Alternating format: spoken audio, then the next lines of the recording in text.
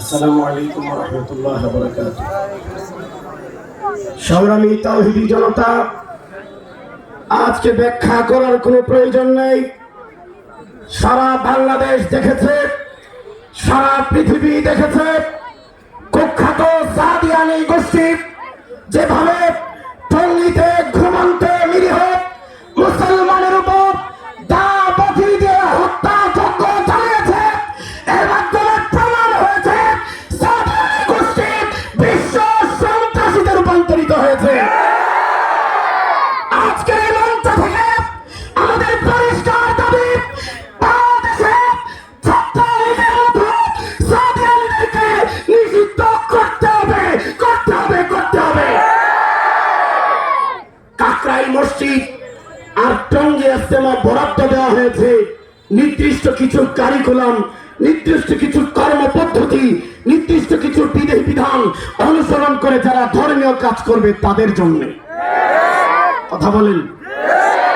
ইকরামুল মুসলিমিন এর অন্যতম একটি বিষয়, কুখ্যাত সন্ত্রাসী খুনি সাদিয়ানিরা ঘুমন্ত মুসলমানের উপর আক্রমণ করে হত্যাযজ্ঞ চালিয়ে তারা কাকরাইল আর টঙ্গী ইজতেমা ব্যবহারের অযোগ্য হয়েছে। অনতিবিলম্বে রাষ্ট্রীয়ভাবে, প্রশাসনিকভাবে আইন জারি করে কাকরাইল থেকে, টঙ্গী থেকে তাদেরকে চিরকালের জন্য বিতাড়িত করতে হবে, করতে হবে, করতে হবে। খুনিদের দৃষ্টান্তমূলক শাস্তি নিশ্চিত করতে হবে। হত্যার মোকাবেলায় মৃত্যুদণ্ড নিশ্চিত করতে হবে।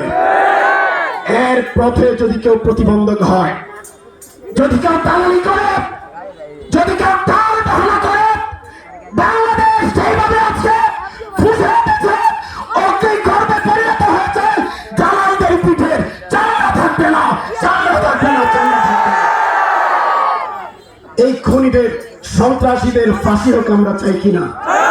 আরো যদি বলতে হবে চাই কিনা?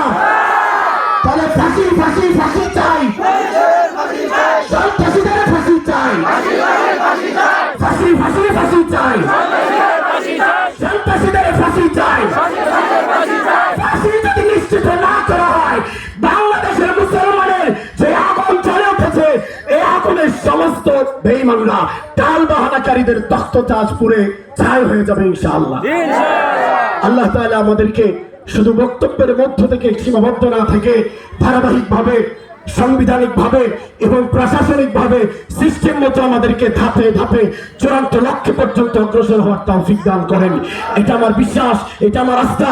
ওলামায়ে কেরাম আজকে যেভাবে জেগেছে, তাওহীদি জনতা যেভাবে জেগেছে, মুসলমান যেভাবে জেগেছে, যদি সিস্টেম মোতাবেক, যদি ধাপে ধাপে, যদি লং টাইম নিয়ে অগ্রসর হয়, বাংলাদেশের সাদিয়ানিরা আজ হোক আর কাল হোক নিষিদ্ধ হবেই হবে ইনশাআল্লাহ।